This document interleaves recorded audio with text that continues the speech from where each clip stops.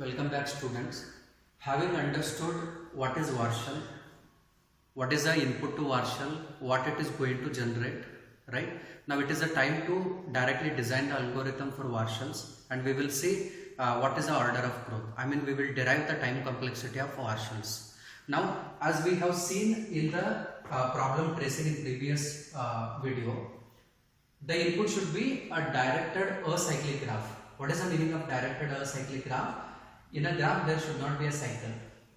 A to B there is a path, B to C there is a path. If there is a path from C to A, then we call it as it is having cycle, right? Now, it is compulsory that directed acyclic graph should be the input to Warshall, right?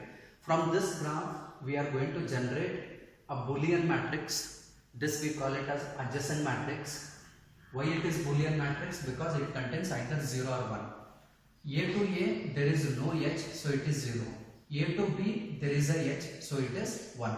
The corresponding entry A to B is 1, right? So like that we prepare adjacent matrix.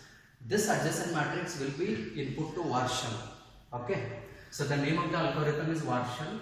What is the input it is taking? A of 1n, 1n. I mean it is a two-dimensional matrix. Input is adjacent matrix of that. What is the output it is going to give? Transitive closure. You know what is transitive closure. Now the same adjacent matrix we are copying it in r to the power 0. Now why we are doing it? In exam either this will be given or else they will give this matrix directly, right? Now we need to just tell that what is the main difference between original matrix and the final matrix, right? So by assigning A to R, we are going to retain the original matrix with us, okay? Now whatever values are there, they are copied in R to the power 0, okay? Now you know that what is a basic operation? Basic operation of Warshall is, in order to find transitive closure for source I to destination J, we are going to execute this basic operation. What is the basic operation? R to the power k minus 1 ij. I mean, what is the previous value in the matrix for this corresponding source and destination?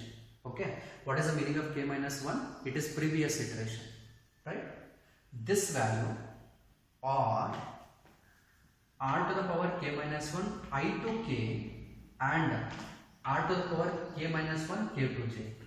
Either this and this, if both are 1, if this is 0, then it is going to generate the value 1. If there exists no direct path, if there is an indirect path, right, that indirect path will be stored in r to the power k I minus 1. Already you know it, because in previous video we have taken enough, we have spent enough amount of time to understand what is this basic operation. Now this basic operation will execute on this complete matrix, right? Now it is going to scan the values in first iteration, first column, first row. In second iteration, second column, second row. In third iteration, third column, third row, right? The entire matrix has to be scanned. Now we have to read the matrix values one by one, right? We have to compute transitive closure. We have to store the new values in the same matrix. For scanning the values, we are taking two formulas. You know it. How to read and write a matrix. For I equal to 1 to n, for j equal to 1 to n. Now what is the use of these two for loops? Just to execute a basic operation on the values of the matrix, we have two for loops. Now as I told you, if number of nodes are 3, how many iterations we have to do? Now whatever initial adjacent matrix is there, that we call it as r to the power 0, right? This will be given as input to iteration 1. Iteration 1 will calculate what? R to the power 1. Now this at the end of iteration 1 will be given as input to iteration 2. Iteration 2 calculates R to the power 2 matrix. Now this will be given as input to iteration 3. It will calculate R to the power 3, right? Now to take care of iteration, there is a for loop for k equal to 1 to n. What is the significance of this for loop? It is going to take care of iterations. Whenever k is 1, it calculates r to the power 1. Who is going to give the value? R to the power k minus 1, right? r to the power k minus 1 means 0. Okay, right? So whenever k is 1, the first value to be taken from the matrix is 1 and 1. Next time 1 and 2. Next time 1 and 3. Right? Afterwards 2, 1, 2, 2, 2, 3. Next time 3, 1, 3, 2, 3, 3. After that k increments, k becomes 2. Now when k becomes 2, we are going to calculate r to the power 2. Who is going to give the input to r to the power 2? R to the power 1. Clear? Now this is how the Warshall's algorithm works.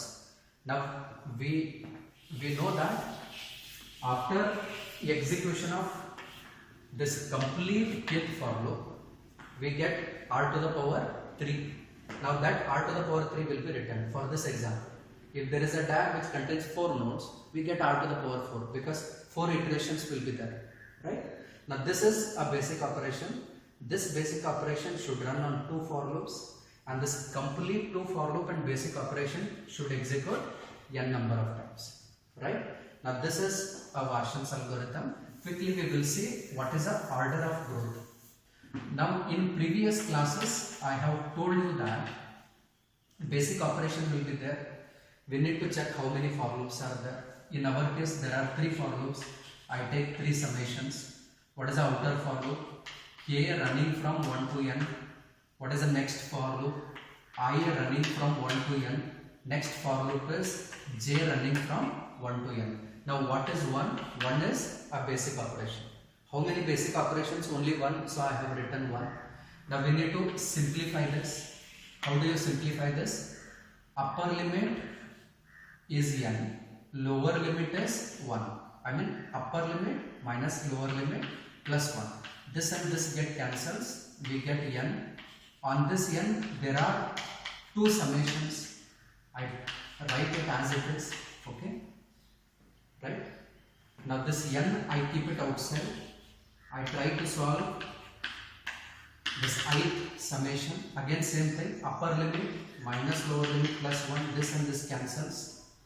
This n becomes n square. There is one more for loop, kth for loop. You solve it. What is that? How to solve this now? To solve this again, upper limit minus lower limit plus 1, right? So I write upper limit minus lower limit plus 1. This get cancels. We get n. N into n square is n cube. I write it as big O of n cube. Why it is worst case? Because after when number of nodes are 3, at the end of iteration 2 I cannot say that it is output.